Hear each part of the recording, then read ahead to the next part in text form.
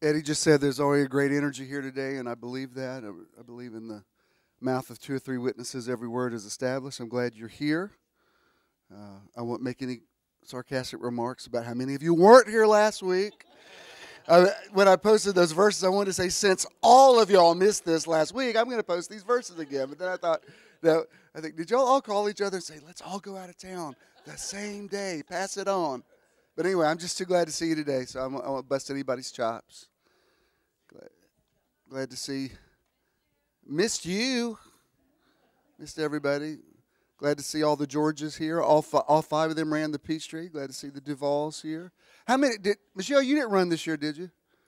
Pastor Fro ran. We ran. Anybody else run the Peachtree?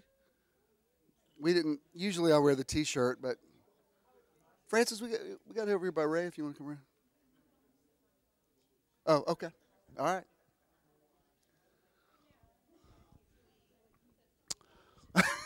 I don't know, Ray. Y'all got to work it out. I know this morning she texted me and said, do not put me next to that Ray Muscarello.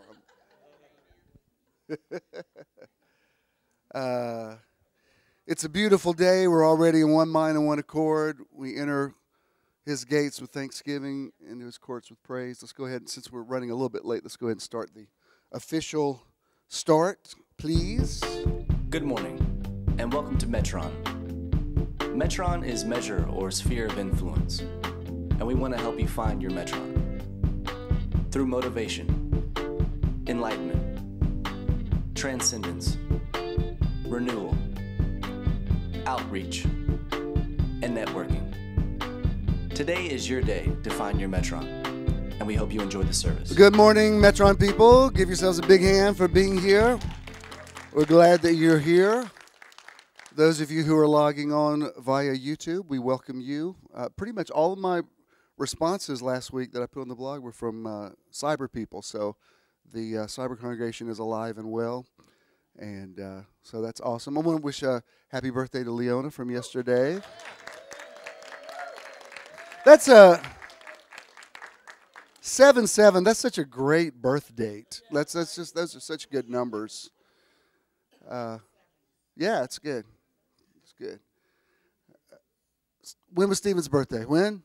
Friday. Happy birthday, Stephen. I can't look at Stephen because I want that entire outfit. That entire I like all of it. He's rocking it. I'm telling you. Again, so glad all of you are here. People we haven't seen in a minute. Glad you're here. And welcome to wherever you are in the universe. It's going to be a good day. It already is a good day. I already feel the energy of just you being in the place. You know, I love that we can stream, but there's nothing like being here in person, right? You know, we hadn't even planned on having an artist this month. We were going to do all meditation, and then it kind of worked out where Alex was available, and so I'm really glad. And, you know, I'd said it was 4 Sundays. Hey, actually, it's 5 Sundays in July. I didn't realize. So you're committed to the whole 5. You better be here. So I know that you appreciate his gift. Loved what he brought last week, and I'm sure it'll be even better today. Would you please welcome our friend Alex Marion? Alex, come sing for us.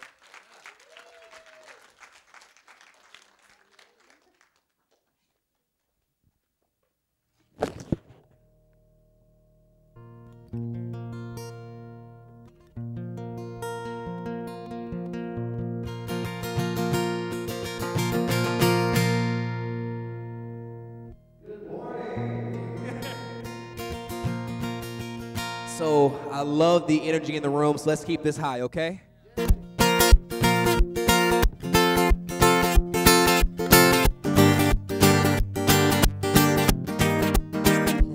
Whoa!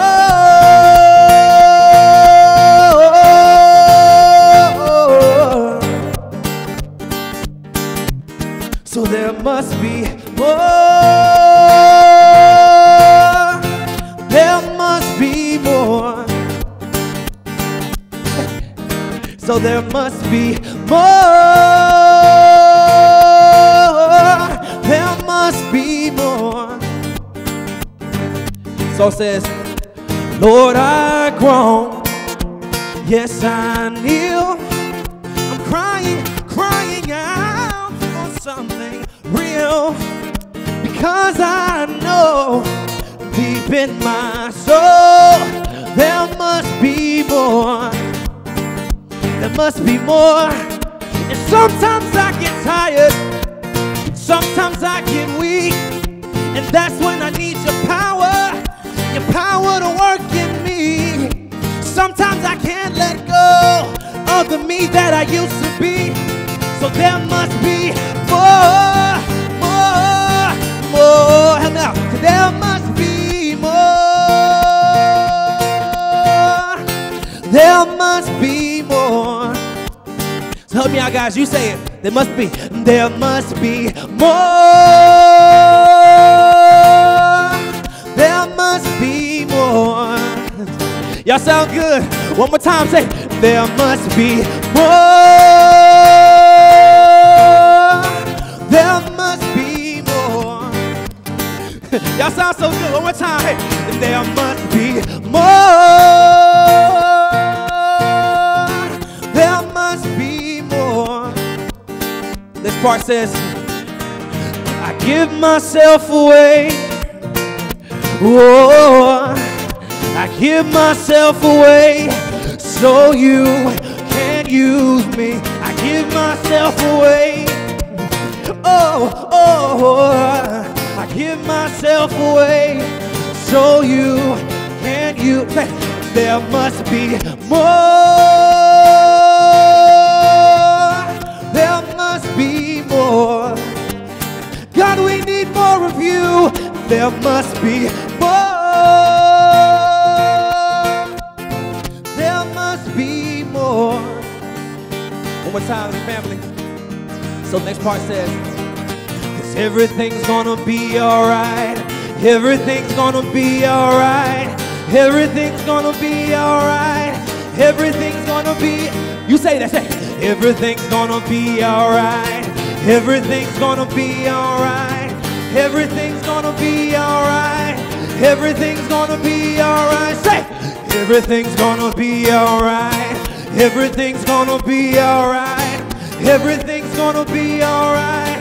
Everything, there must be. Say, more. There must be more. Oh, there must be more. There must be more. Thank you, guys. Yes.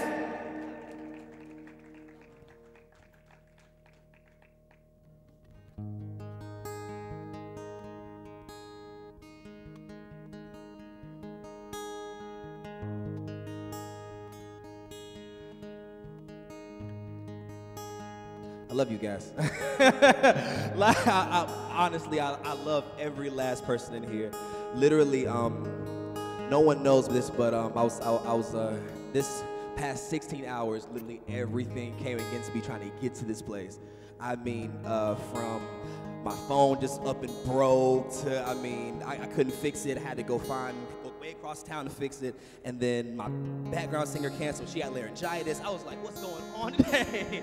And I was, you know, when I came in here and then everyone entered and the energy was just so much love and it was so high. I was like, this is going to be a great day, guys. This is going to be a great day. This is going to be a great day. So I lean not on my own understanding. My life is in the hands of the maker of heaven. I lean not on my own understanding. See, my life is in the hands of the maker of heaven. And I give it all to you, God, trusting that you'll make something beautiful out of me. Yeah. And I give it all to you, God, trusting that you'll make something beautiful out of me. So I lean not, So I lean not on my own understanding. Yeah, my life is in the hands of the maker of heaven. Say, I lean not on my own understanding. My life is in the hands of the maker of heaven. And I give it all, say, and I give it all to you, God, trusting that you make something beautiful out of me. Whoa, and I give it all to you, God, trusting that you make something beautiful out of me.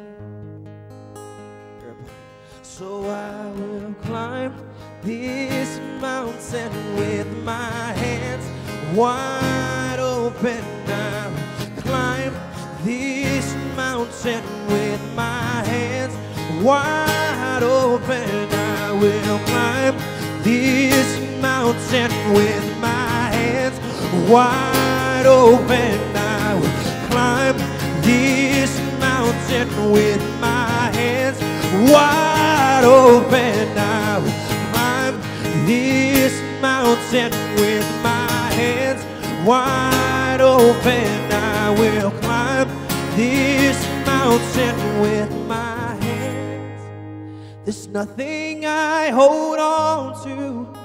There's nothing I hold on to. There's nothing I hold on to. So I'm holding on to you, God. There's nothing I hold on to. There's nothing I hold on to. There's nothing I hold on to. So I'm holding on to you, Lord. There's nothing I hold on to. There's nothing I hold on to. There's nothing I hold on to. I'm holding on to you. Oh, I'm holding on. I'm holding on. I'm holding on to you. In times when it seems all lost, your love remains. Your love remains. When my family walked away from me and it seemed no one would care, say your love remains. Yes, God. Say your love remains. When they quit on me, when they quit on me, oh, your love remains. Your love remains. Let's say it together. Say your love remains. Your love remains. Your love remains. Yeah. Your love remains. Reflect on that right there. Your love remains. Yeah. Your love remains. Your love remains. Your love remains. Your love remains. Yes, God, your love remains. To the end of days, your love remains. Yes, God, say, your love remains. Your love remains. You're more real than the wind in my lungs.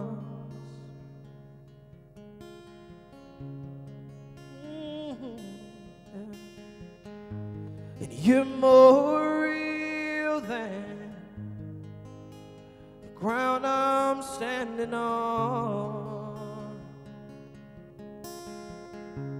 Oh, your thoughts define me.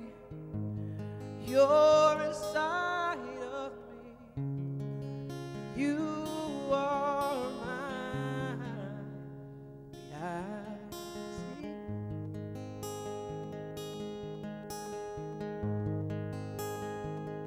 You're my reality, God. You're my reality, God. Just one more time. 'Cause you're more real than the wind in my lungs. Yeah. And you're more real than the ground I'm standing on. Yes, God, 'cause you're more real. Yes, God, 'cause you're love, God. Your thoughts define me, and you're inside of me. You are my reality. Yes, God. Only thing matters is your love. Let's sing all together. It's just one word. It says Abba. So Abba, I belong to you. Yeah. One more time to sing it. Say Abba, I belong to you.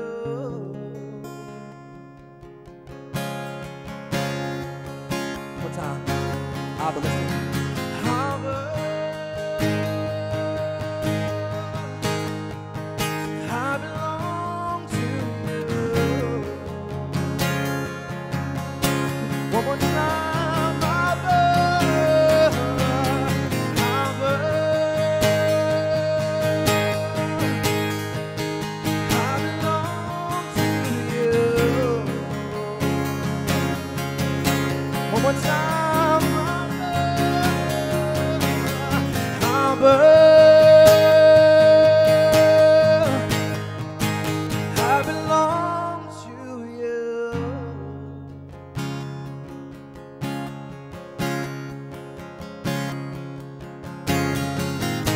'Cause you're more real than the wind in my lungs. Oh, yes, God.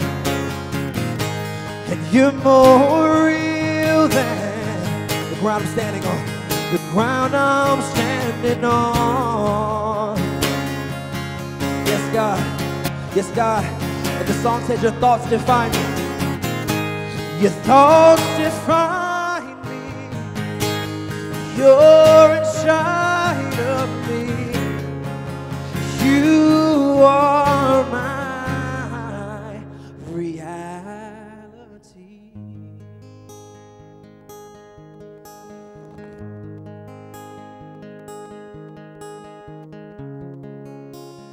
One time as a family. Let's sing together. Abba, let's sing it. Abba,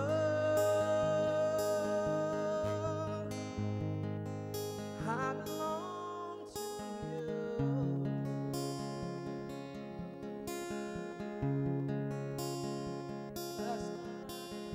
Abba, I belong to you.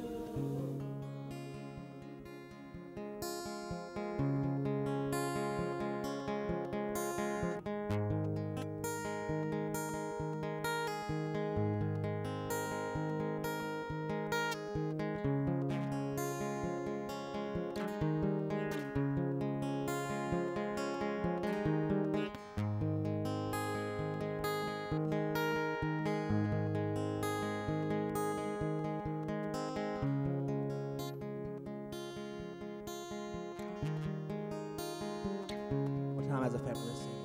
Abba,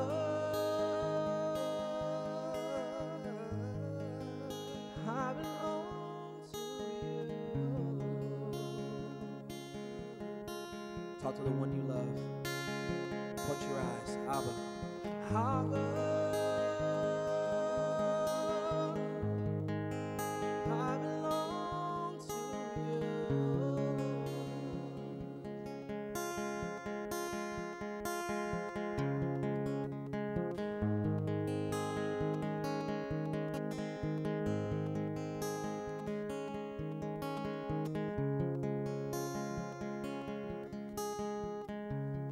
If you feel so inclined, just lift up your hands and as a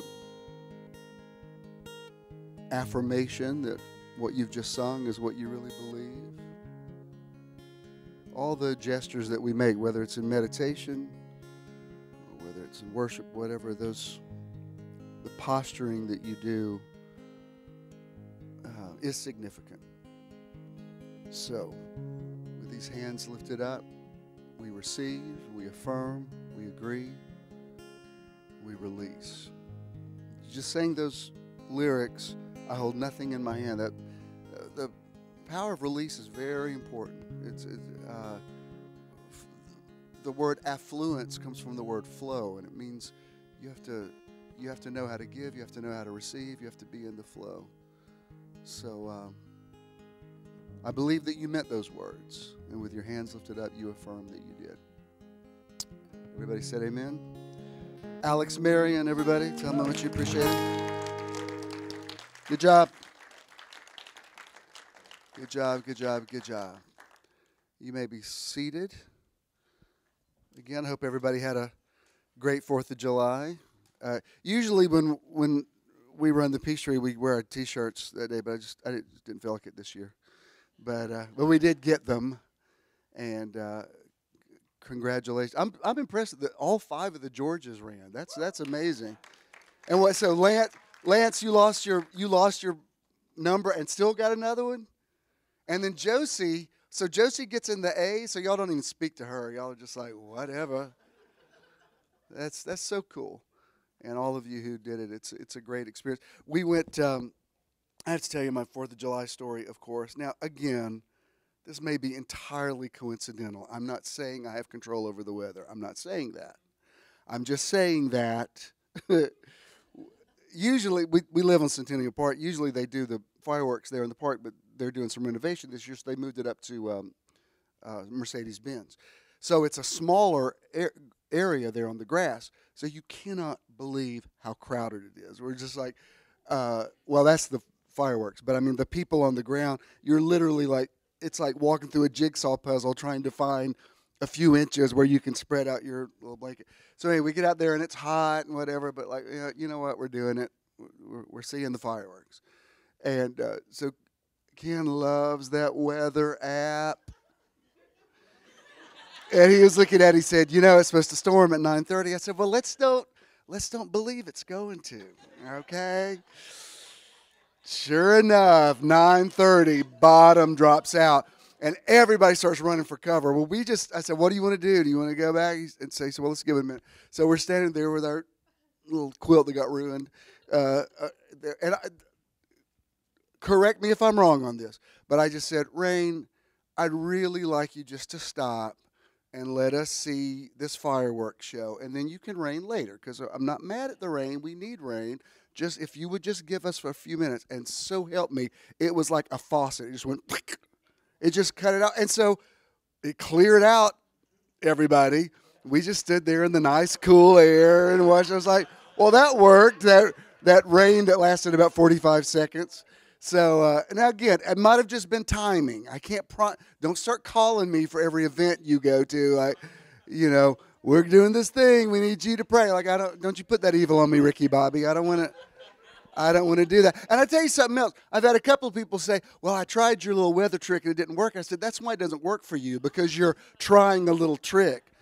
Amateurs can't do that. You gotta believe. You gotta know who you are. If you're trying something, of course it's not going to work for you. I posted some quote. I really liked this quote for myself and shared it with you all. It's, if you think you will, you might. If you know you will, you will. And there's such a difference between I think I can and I know I can. So anyway, that was good. Your people okay, Patricia? Your daughter and granddaughter had a car accident last night, but they're okay? Well, praise God for that. I'm glad for the good news. Glad for the good news. Looks like they're getting those kids out of the cave, and so that's awesome. When I last looked at the news, I think they'd gotten 4 or 5 of them. So and they just have a little window of time before those monsoons come back in. So that's that's good to hear. Our outreach this month, of course, is we sent it to the Bridge. I don't know if it's a Bridge of Love. Well, I'm not, but it's their building program, and he said it was very timely. He said we kind of, because he pays as he goes, so he said we kind of just hit the wall and this started us back up again. You know what's really interesting? Of all the years I've walked streets of Atlanta, nobody from the ASPCA has ever canvassed me. Has never approached me. One day this week I was doing my walk for Year of Living Your Best Life, and this woman comes up to me with a lanyard on. She says, "I'm from the ASPCA." And I was like, "Would you be willing to give $10 or $20?" And I said, "Well, I just sent you a check." I just told her what the check was. And she was so dumbfounded. She says, "You sent that much money?" I said, "Yeah." I said, "Shouldn't I get a T-shirt or something?" But I thought, what are the odds? I've never seen anybody for the ASPCA out canvassing before. So that was kind of interesting. It's kind of like what you posted, Francis, about lucid living. I've kind of seen that all week. It's like you say something and then it's not even necessarily a significant thing. It's just a manifestation of everything you say. It's like this gulf between saying it and seeing it has gotten so narrow that it's nearly like manifestation nearly happens as you're saying it, which makes you very careful about what you say. You know what I mean? Like even yesterday, it turned out to be a really sweet thing, but there's somebody that used to go to Church in the Now who was very ill. I haven't seen him in years. And so somebody else contacted me and said he's, just desperate to see you. He's trying to see you. They're trying to find you. I said, well, we've got 30 friends on Facebook, and why don't you just, they can't, your friends is full. I said, well, you can still message me. We just didn't know where you are now. I'm like, really? You really don't know where I am? So it's okay. So I went there, we went to Ken's family reunion yesterday out in Eatonton. So they were saying, it's really time is of the essence. I said, well, I could come today, but I'm in shorts and a T-shirt. Oh, it doesn't matter. Just come on now, and had a very good visit. But I realized something. I keep saying, I spend most of my time ministering to people who used to go to Church of the Now who don't, they're not a part of my current reality. And I thought, I need to stop saying that. I think I'm making that happen. So I'm calling you all into my now. I'm so aware of everything I say is happening. So stop, say the good stuff. But anyway, 4th of July was great. And, wherever you are, I respect where everybody is on the patriotic spectrum. We all express it in different ways, and we all have different experiences, and we have different paradigms. You can't judge somebody else's patriotism. You can't judge how they celebrate it or don't celebrate it or whatever. That's a very, I think patriotism is as personal as spirituality is, and it's everybody should respect. If you want to, however you want to do it is fine. However somebody else chooses to or not to express, they have their own history to deal with. So be respectful of that. Amazing to believe, but our 4th anniversary is coming up here in a few weeks, and to celebrate it, we're doing our 2nd meditation weekend. We already have I added more people this week. This is going to be a much bigger event even than the first one was. The first one was one of the best things I've ever done in my life. I mean, it was just it was so good. I thought, I don't know if I want to try it again because I don't know that we raised this bar so high. I mean, when you're up before dawn and the waters are parting and you're walking out, you're like, am I dreaming this or whatever? But anyway, this one's going to be great. It's August 4th and 5th. I just love the way this works. You've already found your own rooms. Look, on St. Simon's, you can find super expensive stuff. You can find very affordable stuff. It's all there, and it's all nice. I'm telling you, there's nothing on St. Simon's that you wouldn't want to stay in. Even if your budget, is limited or whatever, you still stay in a nice, clean place, and it'll be fine. So we're going to be there the 4th and the 5th. We're doing a sunset meditation on Saturday and a sunrise meditation on Sunday, so we won't be here on August the 5th. And I remember, Rhonda, I think it was the last time y'all were here, I had just introduced meditation. It was one of the first things. And we haven't done it the full year, but it's really cool to see, where other people are. Shirley, I even saw something you posted Friday about silence, the power of silence, and there really is something to it. I think there's nearly too much praying going on, and there should be more just silence and listening, and just shut up for a minute and find out that God's already deposited answers in you, and it's not as difficult as you would think. So, and there is something, I don't have to tell you, but there is something. I mean, we may do meditations in the woods in the fall, I don't know, but there is something about that ocean. I don't know. There's just something really special about what it speaks to you, and so this one's going to be, don't compare it to Jekyll Island. That was a unique event. This is going to be equally special. It's just going to be different. We started our year of living your best life again, and last week we did walking for 30 minutes, and several of you, let's see, that's Eddie caught in the rain after Patrick ran home. That's Jackie's foot with the dog. Jack's foot was in there too, but it got cropped out. That's BJ looking hostile on he wasn't hostile, he was just intent. That's the side of Joe's head. Did I see Joe come in? And there's Pat. Patricia, is that your daughter up there with, huh? Up there. There's somebody following you. Is that your? Oh, okay. I thought if not, then you got a stalker.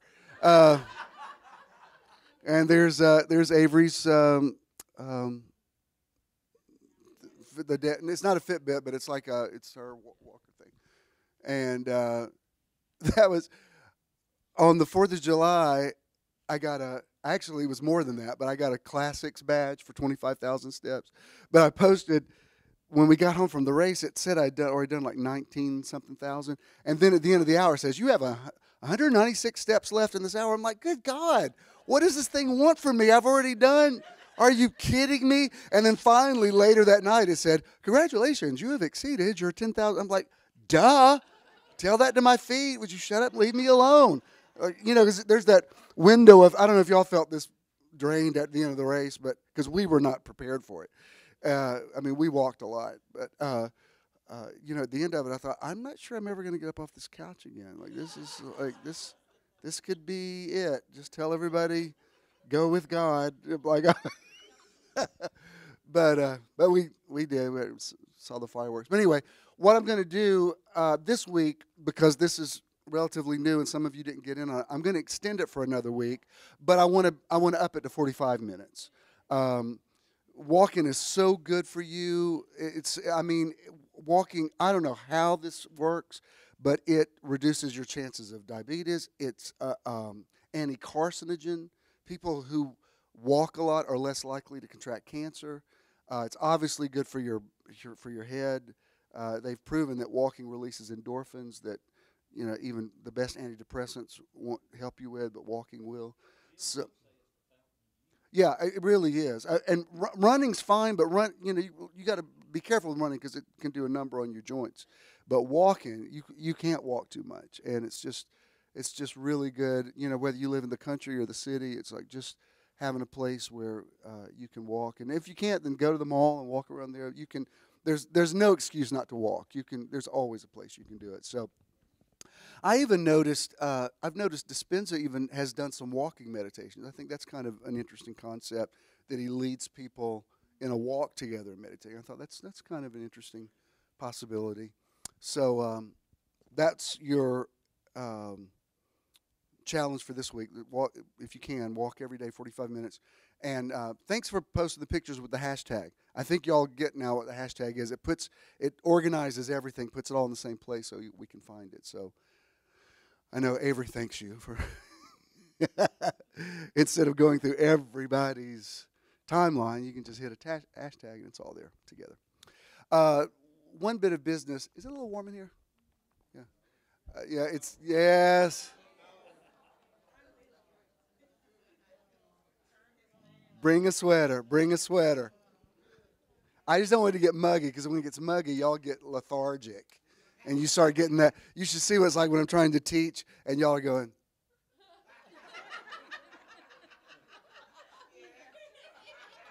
I like you better when you're going. I like it because you hang on to every word. It's better for it. It helps preserve you to keep you refrigerated. It gets too warm in here, you start getting saggy. One thing I want to do, the first part of this, we actually did this about a year ago, and I don't think I ever said anything about it. But, of course, both Jack and Jackie are on the board of directors of JESM. But they also are pastoral. Now, we never ordained them as care pastors at Church of the Now, but that people make a demand on them. And about this time last year, Jackie was being called to go into a hospital. There are some kind of hospitals where you have to have credentials to get in, like Charter Peach for some of those kind of places. Certainly, if you go to a jail, you have to have it. And I think you all know Freddie and Roz are very involved with prison ministry still. But you can't just walk in off the street. You gotta, they have to know who you are. So Jackie had mentioned it to me. I said, well, we'll just ordain you. I said, I don't have to, I don't have to do a thing like I did with, when we ordained Will. I brought him up. We laid hands on it. I'm not against doing that anymore. It's just kind of not the way. I'm not kind of in that flow. But I said, you already are doing that. We'll just recognize that you are. So we ordained Jackie last year. Well, then this year. And I'm giving you some background because I want you all calling me this week saying, I want to be ordained too. No, this isn't for everybody. This is for people who are already doing something that's pastoral. And you all know Karen. Karen's actually involved here and at Judas Church, so which is fine. I think that's great that she bridges that. But Karen was involved in ministry for years before I even knew her. She was a missionary in South Africa, and when I first met her, she was an elder at the Alpha Ministry, which was a bigger ministry than most people's churches. A lot of people don't remember that, but on Monday nights, there'd be 3,000 kids that would come out there, and she was a part of that. And, of course, she traveled with Donnie and Reba for years. Well, anyway, she's getting her certification to be a life coach. And so she needs some credentials to open doors. So you just, I don't want somebody calling me going, you know this person? I'd rather give you a card that says, yes, I am. So I told Karen, I said, well, we'll do for you what we did for Jackie. I'm not going to do a whole thing, and I think you've already gotten the card. But just for the sake of acknowledgement, would you mind, Jackie and Karen, would y'all come up just down either side of me, please? Because I would like you to recognize, I love seeing strong women in ministry. I think it's very important, and I believe in both these. If you'd all stand, I don't need to ask your approval, but I think it'd be good to say all of you in favor of the ordination of Jackie Jenkins and Karen Strimke. Would you say we agree? All right, looks like you're in. Well, you know what? Since you're already standing, stretch your hands toward them. Father, I thank you for both of these powerful women. Thank you for their strength. Thank you for their commitment. Thank you for their excellence. Thank you for the history of ministry that they both have in different ways. I thank you that this acknowledgement opens up even more doors for them. And we thank you that their best days are ahead of them, and we add our agreement, and we call them ordained ministers of the gospel with and in good standing with this ministry. And again, all those in agreement said amen. Amen. Now, Jackie's already received this, so I'll give this to you, and congratulations. And congratulations. I love you. Good. Did y'all get a picture? Wait, look at BJ. Let's get a picture together. Come on.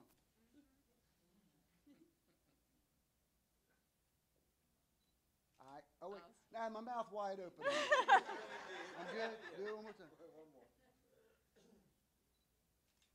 All right. Thank you very much. Thank you. Amen. While you're still standing, we speak in this atmosphere. We say, let there be light. You may be seated. We ready for the podcast, people? Those of you who just logged on to the Metron Live podcast, we welcome you. Coming to you live from Metron in beautiful, historic Midtown Atlanta. Metron people, give the podcast people a big hand. For those of you who are here, if you're not accustomed to podcasts, it's not complicated. If you have a smartphone, there probably already is an app on there, and this doesn't cost anything. All you have to do is, I think, register for it, and it will the great thing about it, it'll show you what's on deck. It'll show you the next thing that you haven't listened to. And I love podcasts. When I get tired of listen to the radio. There's a lot of really good, interesting ones, and I think this is a good one. I'm going to be brief today because we are going to spend some time in meditation, and those of you who are new to this, you're not becoming a Buddhist. This is Jesus. Jesus is meditation friendly, believe me. But I do want to share a few things. Our titles for the series this month is "Free Your Mind and the Rest Will Follow." Healthy thinking and prospering as your soul prospers. Of course, we haven't really looked at 3 John 2, but that phrase, prosper as your soul prospers, comes from that, where John wrote in that 3rd epistle, he says, I wish above all things that you prosper and are in health as your soul prospers, or in direct proportion to the prosperity of your soul. Meaning, you can have the best doctors in the world, you can have the best medicine in the world. If this isn't right, the medicine's not going to really, it's only going to take you so far. And I have to say, the young man, and some of you know who he is, maybe you don't, but when I visited him yesterday, his situation is very serious. However, even without sitting under recent teaching, he was saying all the right things. I said, I like the things that I'm hearing you say. And I said, I'm going to pray for you because that's what I'm supposed to do. But let me tell you, the prayer is nearly incidental. What really matters is how you think about things, and do you want to live? Do you have something to live for? Are you happy in your life? I'm telling you, when we talk about happiness, that's not some superficial thing that you make memes about. People live and die because of happiness or unhappiness. More people die of unhappiness than die of actual viral diseases, I'm telling you. There might be a disease that gets the credit for it, but it's really what's going on in here. Because I've known people that memorize the Bible and flatline quoting Scripture. And then I've seen other people that didn't know anything. They just had a good attitude or whatever, and they pulled through. One thing that he did say to me yesterday, because he's been diagnosed with cancer, and it's very painful. And I told him, I said, I may be wrong on this. I don't think I am, but I don't feel death in your room. This does not feel, I said, I'm not saying your fight's over, but I don't feel oppression on you. You feel alive to me. I don't know how to explain that, but I just know, I can just tell it. I've been doing this so long, it's just an easy read. And there's some people I think, well, let's just pray for you to have a safe passing, because I don't think you have the fight in you or the energy in you to survive it. Because I can preach the best sermon in the world to you, but if you don't believe it's applicable to you, and if you don't have some basic things about loving your life is important. Loving your life is a holy thing. But anyway, he did say this to me, and it reminded me. I asked Ken to come in the room too, and I told them this little story. But he said earlier today the pain was so bad, the way he prayed, because he's from Rockdale County and he's a country boy. But he said, I just said, God, come on, man. He said, it hurts really bad. Stop this pain. And he said, and it stopped. I said, well, it's interesting you said that, because a few weeks ago, remember I told you we were sitting there, and I kept having a pretty serious chest pain.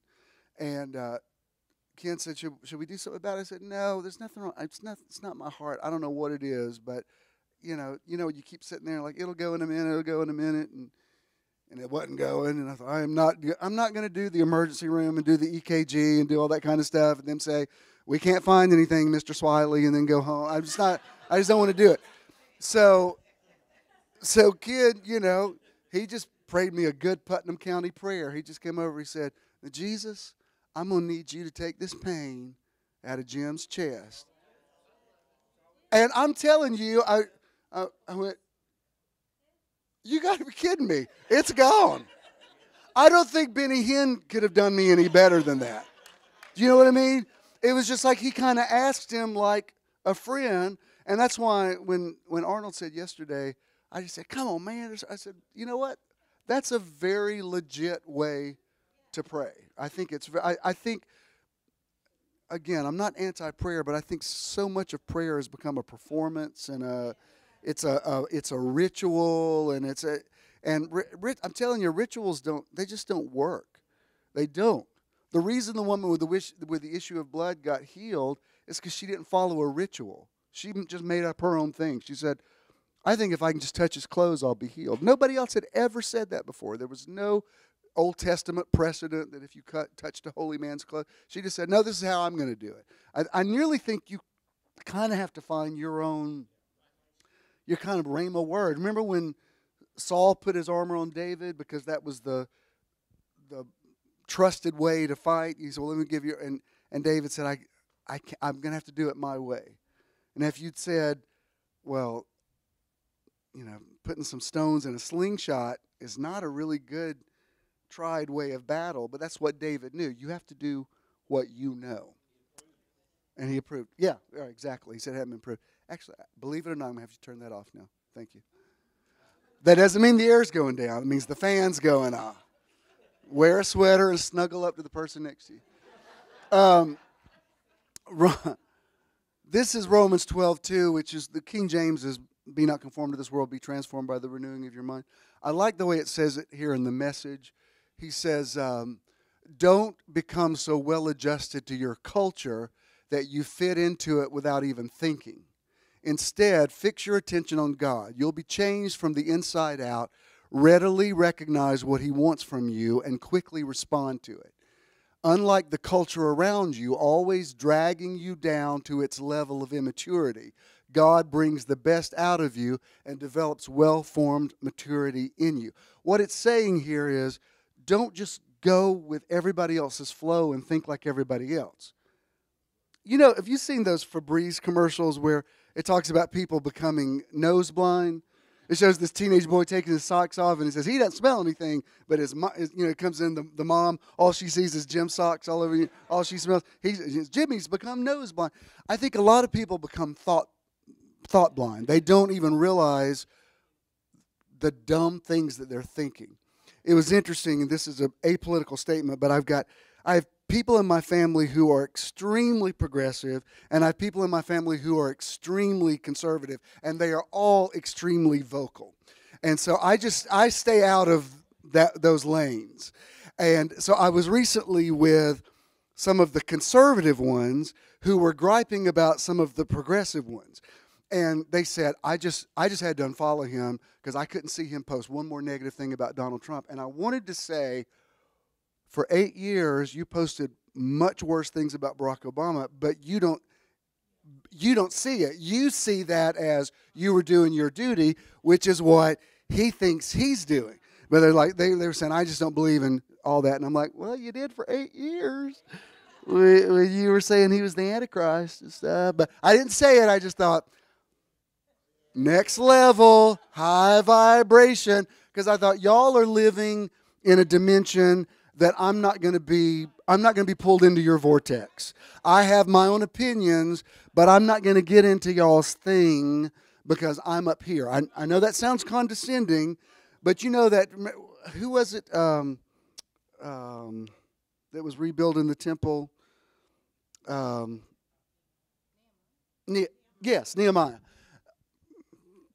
Put her on the front row. Good. Look at that Catholic girl knowing that was Nehemiah. What?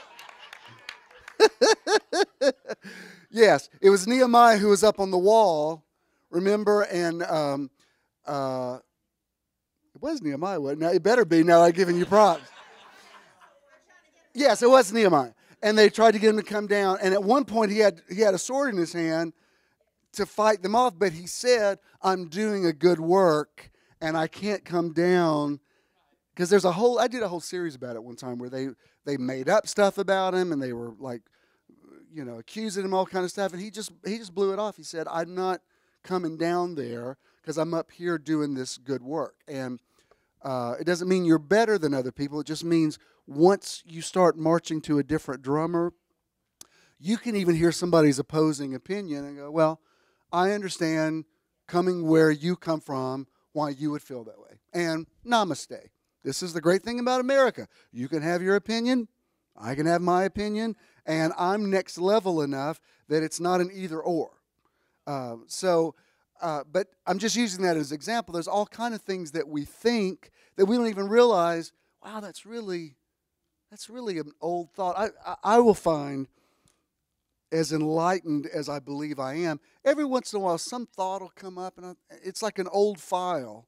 You think, why is that still on the hard drive? Like, what? Why am I even? And at least I will recognize it and say, this is, I don't even think, why am I even saying this? I don't even think this way anymore. Like when you start to complain about something and you're like, I'm too happy to complain. This is a non-issue. I'm telling you, I'm not telling you to live in denial, but the more things become a non-issue with you, the less they become non-issues. Do you understand what I'm saying? The less you make a big deal over some negative thing. Like I notice the people who just freak out at traffic jams are always stuck in traffic. And you think, well, you're pulling the traffic jams to yourself. You know it's law of attraction, but they don't see it. Again, when people are in it, they don't see it. I've told this before. He doesn't mind. He wouldn't mind me telling this. He wouldn't even remember it now. But my dad always had just a pet peeve about sitting in a restaurant and somebody coming over and sweeping close to the table. He hated that because he feels like it stirs up dust, and he would just always make a deal about it. But because he hated it so much, every time you eat with Dad, it's never happened with me. Every time I've eaten with Dad, somebody comes. It's like you nearly wait for like, cue the sweeper. And I remember years ago, we took them to Las Vegas, and we were going to one of those big buffet things, and there was a sweeper at our table who actually got up and followed my dad all the way to the buffet table and all the way around. They swept all, and I said, in all due respect, I know you don't think you're making this happen, but do you not see you're making this happen? Of course, he said that was disrespectful, and I said, all right, fine. And sweep on. But it's funny when you see other people who don't see that, you want to say to them, you're creating your own reality. Like, don't you know that family member that's always in drama? Always. Every time that name comes up on that phone, you're like, because it's never going to be good news.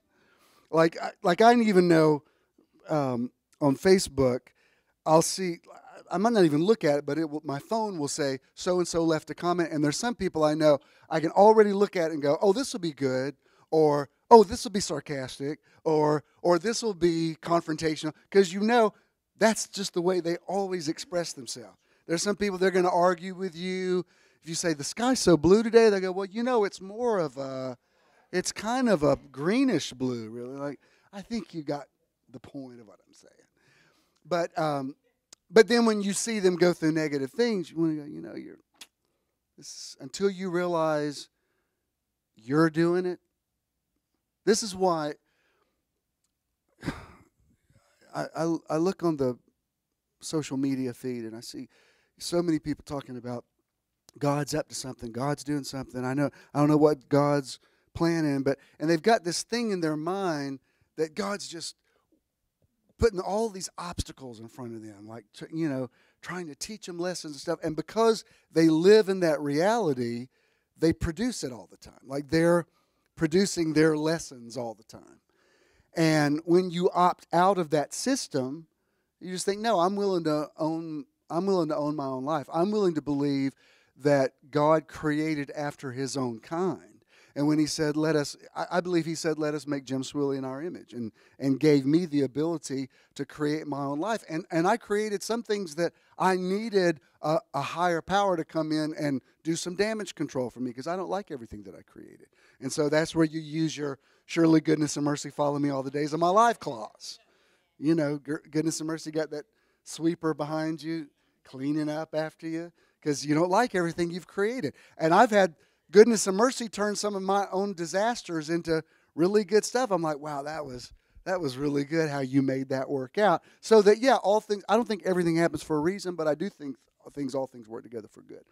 So this is review for all of you, but I just want to remind you of these things. Let me show you. I think I just have about 3 things to show you.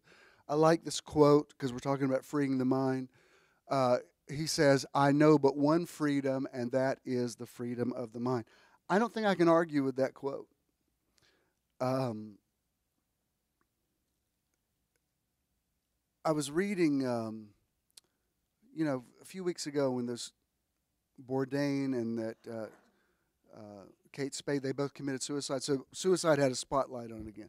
And I saw so many people, even people I know, who would say, oh, they need Jesus, they need Jesus. And I wanted to say, I know a lot of people that know Jesus that committed suicide. I mean, I know you mean well saying that, well, if they just had Jesus, they wouldn't have done that. But I'm telling you, Jesus could come in bodily form and move in the house with you.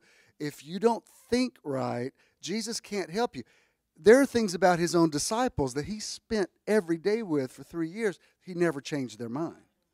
So just because you're in the presence of God doesn't mean you change your mind.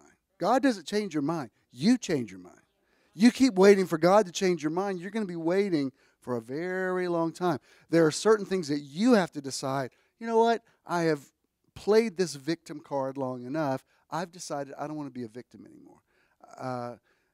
I don't want to automatically go, oh my God, what now? As long as you've got the what now list going on, all that's going to happen is you're going to add more to that list.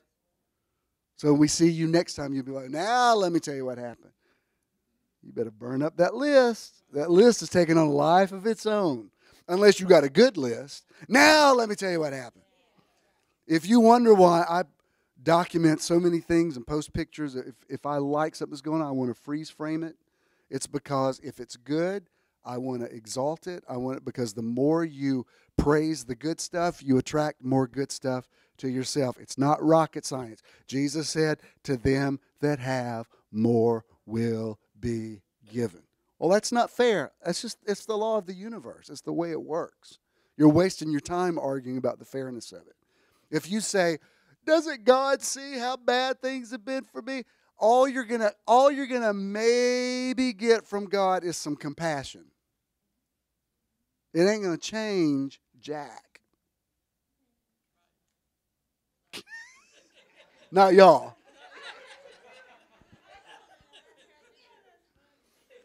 The next one. I like this quote by the Buddha. He says, your worst enemy cannot harm you as much as your own thoughts unguarded. I mean, Jesus said the same thing. Paul said the same thing. And that's just a universal law that made its way into a lot of Holy Writ. But the point is, yeah, all of those things about the accuser of the brethren and the bottomless pit and all those things, those are symbolic of the way that you think. There's not some devil that's accusing you all the time. Your own conscience accuses you. That's why John comes along and he says, if our heart condemns us not, we have confidence before God. If our heart condemns us, then we don't have confidence. And people think, oh, God's just dealing with me. No, you're dealing with you about that. You're already okay as far as God thinks. I know that's hard for Christians to get because Christians they're used to self-loathing. I'm just, every day I disappoint him. I'm like, wow, what a drag. How sad for God. Every day you disappoint. I'm not saying I'm perfect, but I don't think I disappoint God every day. And I think that doesn't mean that everything I do is great. I just think that God loves me unconditionally, and there's sometimes he, she, it, whatever, whoever God is, just says, well, he'll learn next time. And, you learn your lessons. And, then you go, I got it. This time I got it. I learned from my own mistake. If you're going to make a mistake, then graduate summa cum laude, graduate with a 4.0 and say, well, at least I'm not going to waste it. I learned what not to do. When somebody says, for the last 7 marriages, the same thing has happened. You don't think you're the one constant in all those stories? Every time, like, he starts out really good and then he changes. No, I think you may be making bad choices. Let me tell you about early relationship stuff. Maya Angelou said, when somebody tells you who they are, believe them.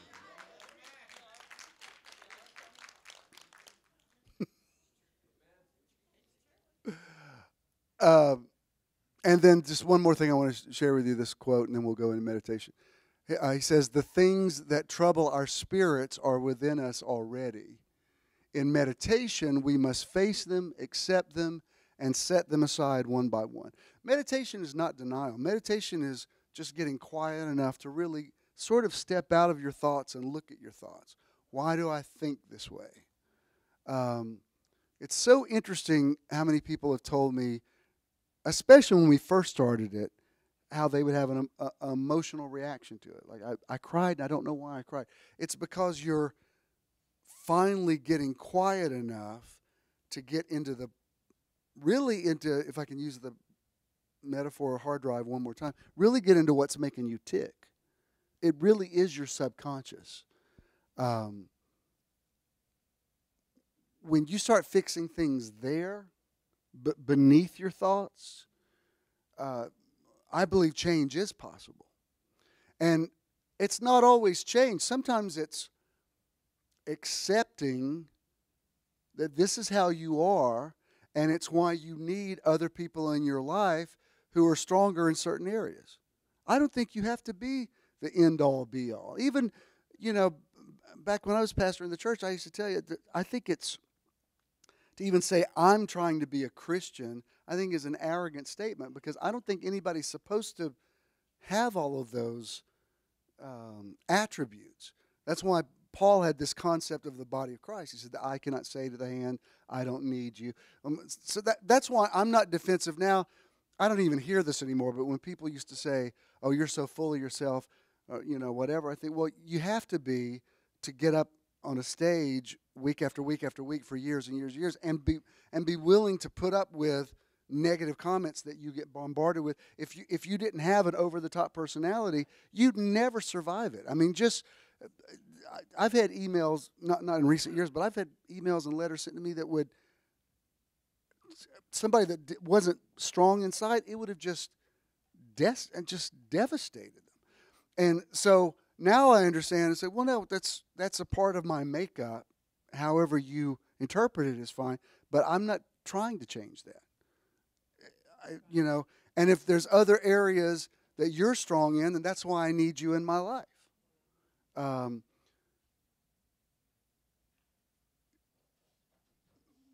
There's no point belaboring that point. You know what I'm saying.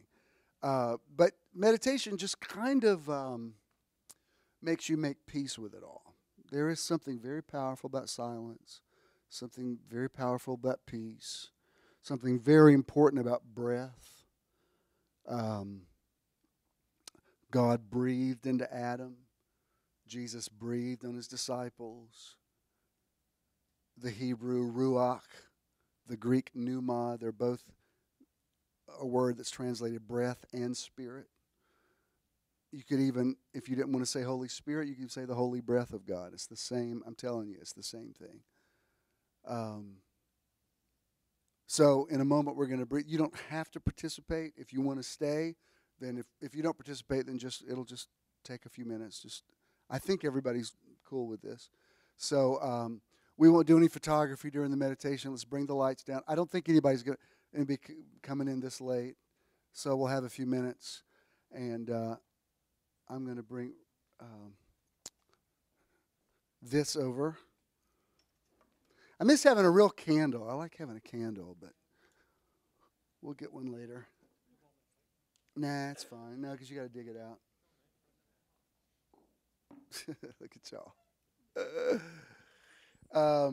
Get ready. What I'd like you to do, if you can, put both feet on the floor and empty your lap, and we're going to sit up straight. Sit up straight as you can. There's something about aligning yourself with... thank you. It doesn't even hurt.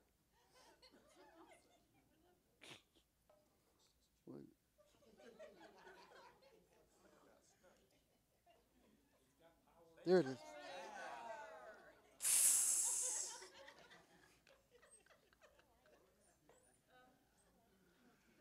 Okay. However you want to do your hands. If you want to do them dry, you can do that, or just put your hands in a state of receptivity like you do in worship. Meditation is very close to worship, very similar type effect. We're going to close our eyes. If you go ahead and bring up that music. Let's inhale. We're going to inhale through our nose, exhale through our mouth. So let's inhale, hold it, exhale. Inhale, hold it, exhale. Inhale, exhale. And just become conscious of your breathing.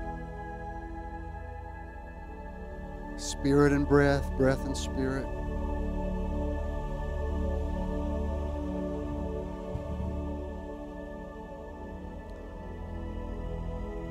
Most of you have been doing this long enough, you can probably get here in about 3 or 4 breaths.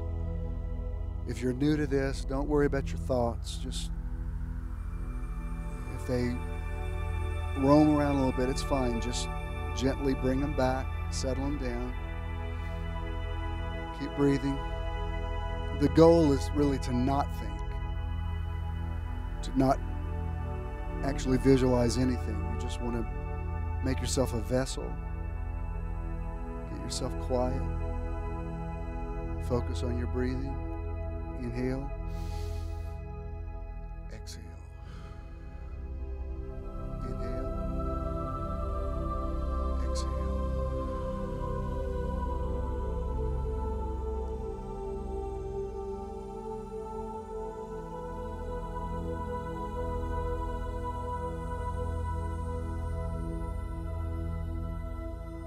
Just make contact with the music. Be in touch with your breath.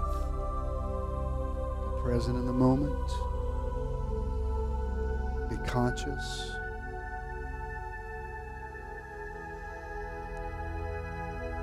If God speaks something to you, that's fine. If all you have is silence, that's fine. There's no wrong way to do this.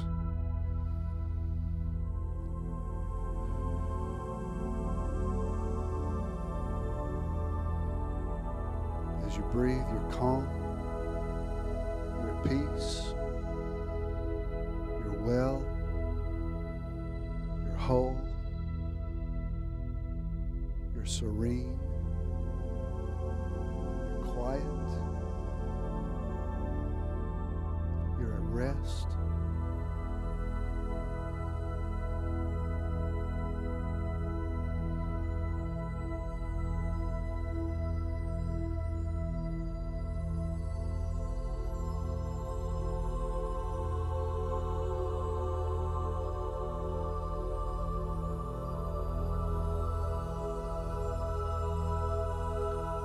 When David used the word Selah in the Psalms, that was the cue to meditate and think about the lyrics of the song.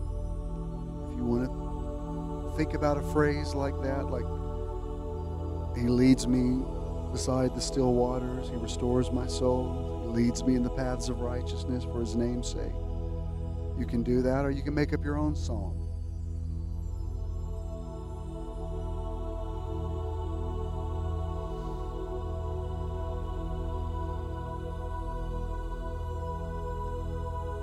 Consistent in your breathing.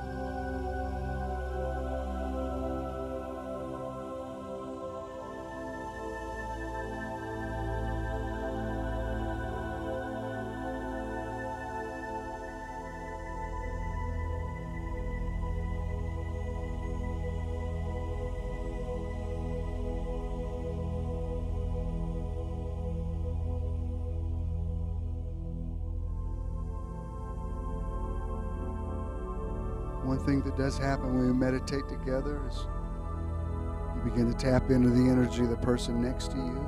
That's fine. If you feel connected with them, that's beautiful. Communicate with them in a way that's beyond words.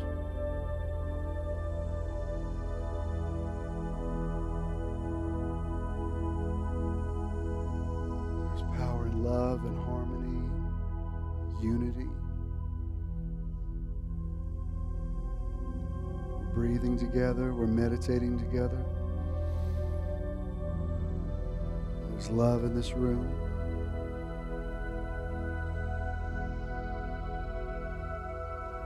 You're in a safe space.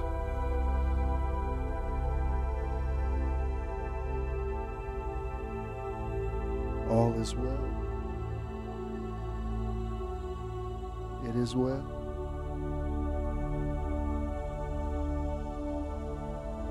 I'm going to wean you off my voice and let's just be quiet together. Just breathe.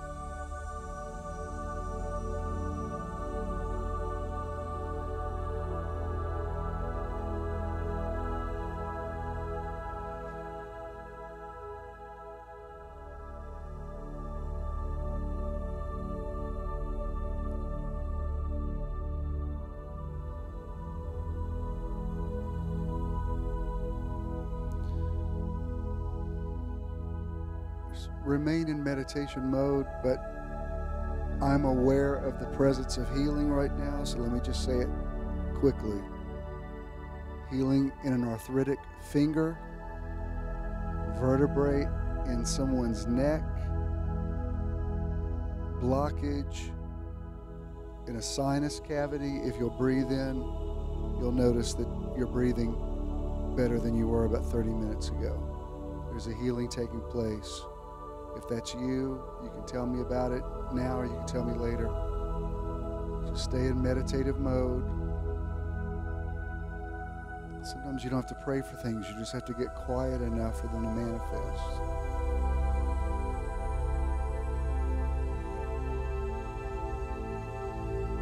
I wasn't looking for this, but if there is healing present, then make a demand on it. If there are healing gifts present, tap into them. Be well. Breathe out pain. Breathe it out of your body.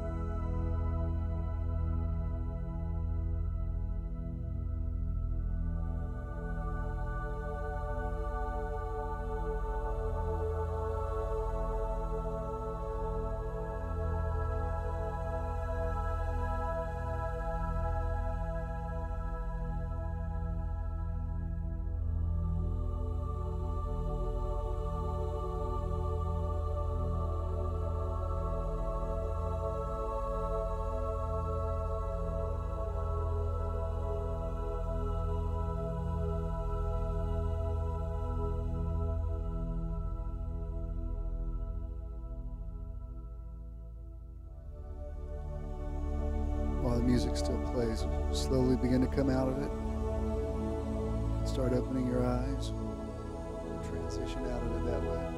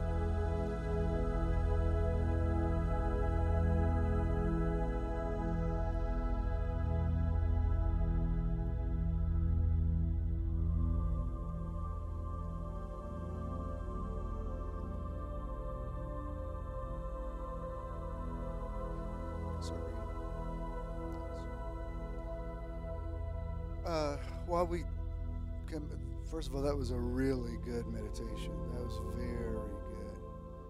I'm just going to give you this. I'm not going to overthink it. Let me just, Spirit is speaking loudly in my spirit. Let me just say it this way. I don't know the name.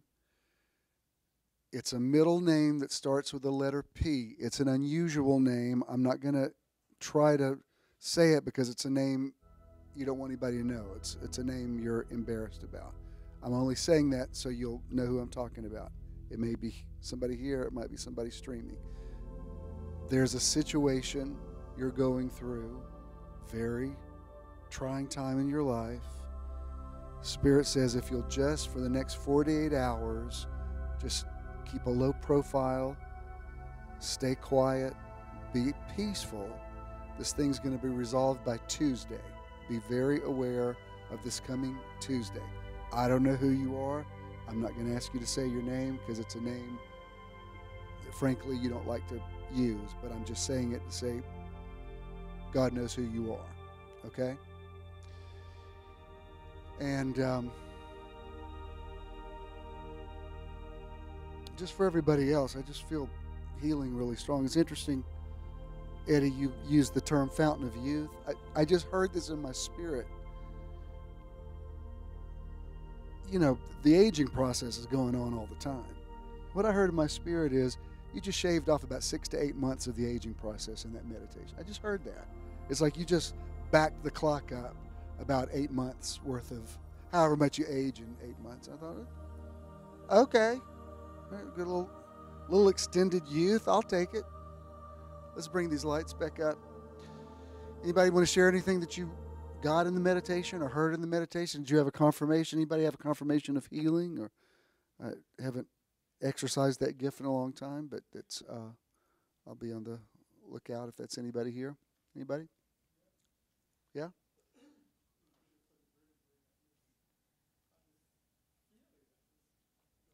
You're not even thinking about you, but yeah, okay, good. Then let's send that energy to, I mean, some of you don't realize Fro is already a walking miracle, the fact that he walked out of that accident the way that he did. But I want you to be back 100%. All right, let's give you that word then. Anybody else got anything to share? Anything? Did you hear anything in the meditation? Or you too laid back? Yeah.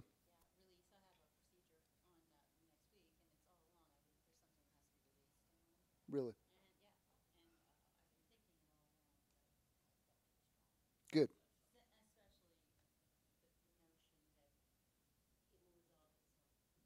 Yes. Got it. Yeah. Sometimes you just have to take your hands off something and let it kind of play out. Because even praying about it too much and getting a bunch of people like talking about it too much, like you irritate it. You know what I mean? Like you stir up unnecessary stuff. Yeah. Yeah, exactly. I remember Dispenza said something in that weekend I went to. He said, you don't realize how addicted you become to negative feelings. like because they feel so familiar to you. Like you'll rehearse an old memory and nearly inflict the pain on yourself again, and you feel it nearly feels good to you because it feels so familiar.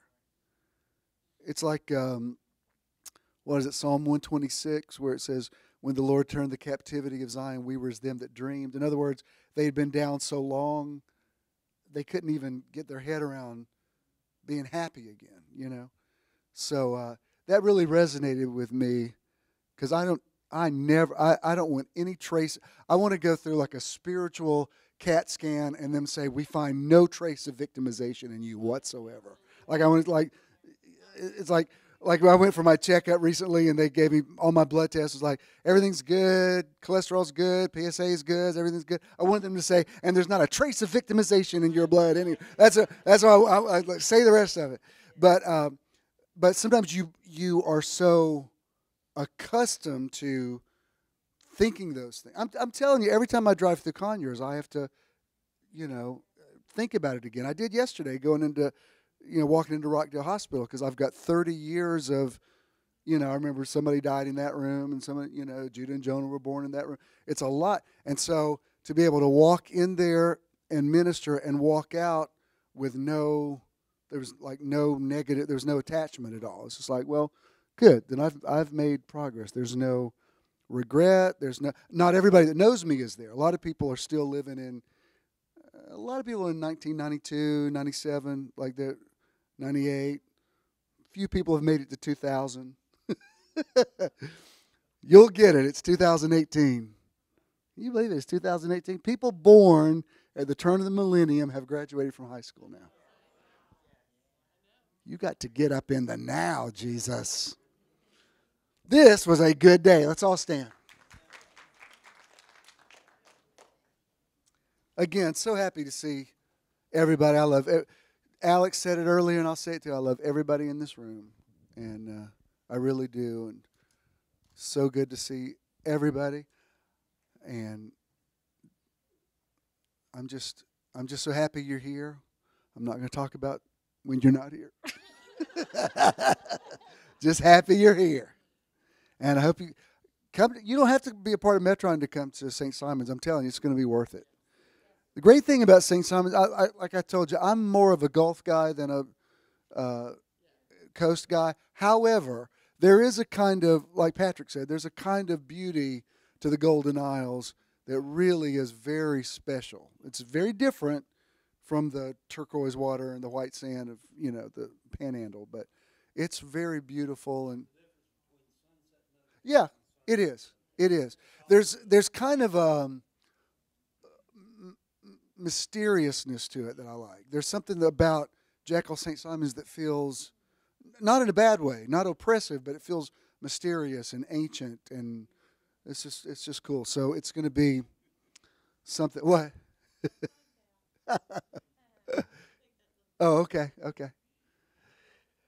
All right, well, just remain standing for this, and then I'll speak a blessing over you.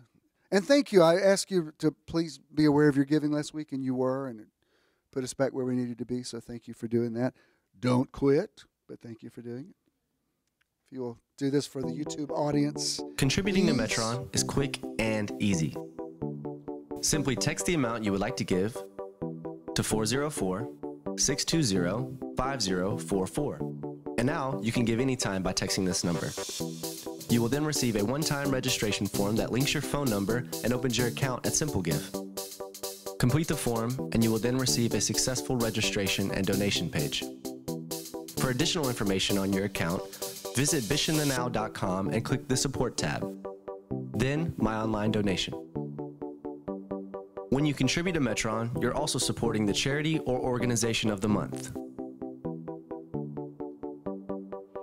Thank you for your investment in Metron. If you're making a check, make it to JESM, and Danny will receive that. If you have cash, pay it forward. You might want to bless Alex with it if you want to do that, add to what we're doing for him.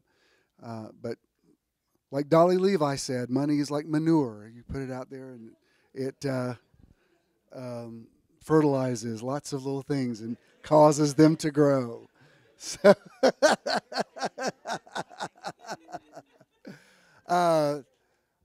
all the good stuff that you got in that meditation, I arrest it for you and speak it into your life, and you carry it into your week. You're going to have a very serene week. We're going out of town with Ken's whole family. It's the first time they've done this in years, but since his dad transitioned, we're kind of all going down to Daytona together, like in the old days. And so we'll be gone for a few days, but you always know where to find me. And I'll be back next Sunday, and I'd like to see you all back next Sunday. You know where to find us. You're going to have an excellent afternoon. Don't forget to walk your 45 minutes. Get yourself a good nap. Get something good and healthy to eat. Remember, feed your body, not your belly. And you're going to sleep well tonight. You're going to have a very productive week. And you wake up tomorrow saying, this is the day the Lord has enabled me to make. I'll rejoice and be glad in it. God bless you. Go in peace.